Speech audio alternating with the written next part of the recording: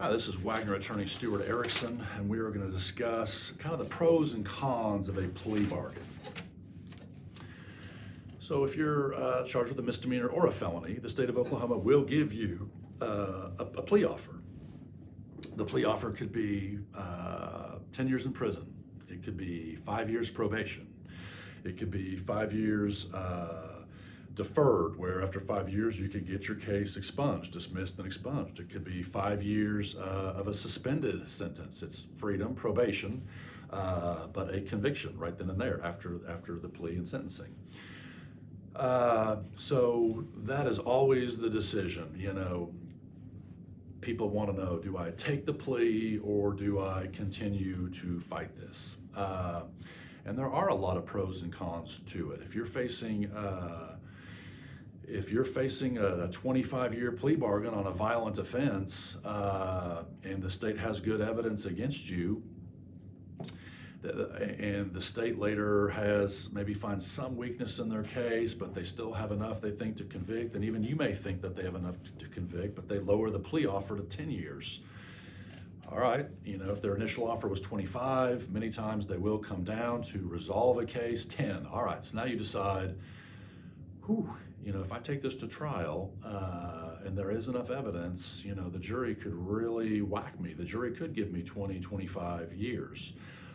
I have a burden hand offer of 10. Now, what does it mean? It means for sure I'm going to prison. So those are the tough decisions that have to be made in a plea bargain. I've seen it both ways, of course. I've gone to jury trial and gotten acquittals for my clients. I've seen clients as well, for myself, and every defense attorney is going to have this, where the plea bargain was kind of low and maybe worth taking, and the defendant, rightfully so, they have every right to go to trial, takes it to trial, and the jury hammers them, and they get a big number. And that does happen. The best example of that is the defendant, the female that pushed her husband out of the building in Tulsa from 18 stories tall, through the window, fell to his death. She was charged with manslaughter. I believe the state of Oklahoma offered her 5 years in prison.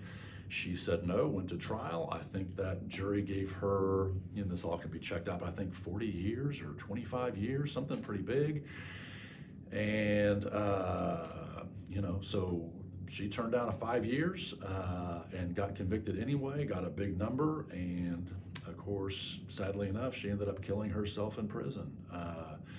And not to say she did anything wrong by going to trial and getting that big number. But again, it's always worth consideration to consult with your attorney to decide, do we take this deal or do we not? And many people want to take deals because they know they did it, and let's just get through the process. Let's just get the best deal that I can get and move on down the road. Many people kind of know they committed the crime. The evidence is good against them. They don't want to spend any extra money on it. So yeah, they're going to take the plea bargain and let's get this done, the least cost possible, and go that route. So there's just a lot of things to decide about whether plea bargain or not. Now, here's the one thing everybody needs to know. A defendant is under no obligation ever to take a plea bargain, and no defense attorney should ever threaten or coerce their client to take a plea bargain. In fact, if you do take a plea bargain, one of the questions on the forms as you enter your plea the question is, has anybody forced you, coerced you, or threatened you to enter this plea? Because that is not allowed. A defense attorney shouldn't say you have to do this, you're dumb if you don't, this, that, or the other, where you just feel ultimately pressured to do it. No, you have every right to claim your innocence and make the state of Oklahoma prove to the court beyond a reasonable doubt that you did this. So it is the defendant's decision whether to ever take a plea or not, because you have a right to go to trial, and nobody can take that right away from you. But boy, some of the decisions to get there are tough, and you may have family members telling you to take a deal. You may have other family members saying, no, fight this to the very end. And you may want to fight it to the very end, and the attorney, throws out a number for jury trial, and you're like, oh my gosh, how can I afford that? Do I need it?